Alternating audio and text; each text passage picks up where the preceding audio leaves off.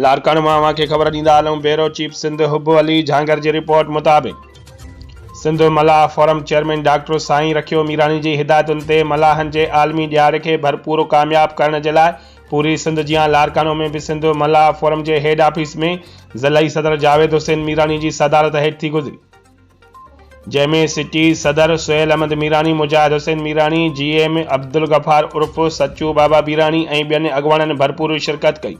उन मौके ते अॻवाननि मीडिया सां ॻाल्हाईंदे चयो त सिंध मलाह फोरम एक वसी तंज़ीम है, जंहिंजो बुनियाद चेयरमैन डॉक्टर साईं रखियो मीरानी विधो, जंहिंजे प्लेटफॉर्म तां हर बिरादरी वारनि जो बग़ैर मफ़ाद जे मसला हल कया वेंदा आहिनि। वधीक हुननि चयो त 21 नवंबर मीरानी मलाह मेरबरनि जो आलमी ॾियारो आहे, जेको असांखे यूनाइटेड खां मिलियल आहे, जेको हर साल असां मलाह गॾिजी सिंध के मुख़्तलिफ़ शहरनि में मल्हाईंदा आहियूं।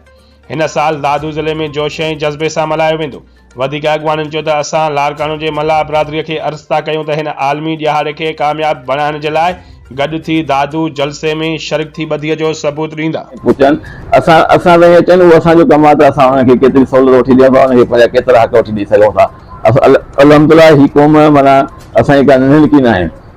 असांजो चेयरमैन साहब डॉक्टर साईं रखियो मीरानी साहब, असांजे सरपंच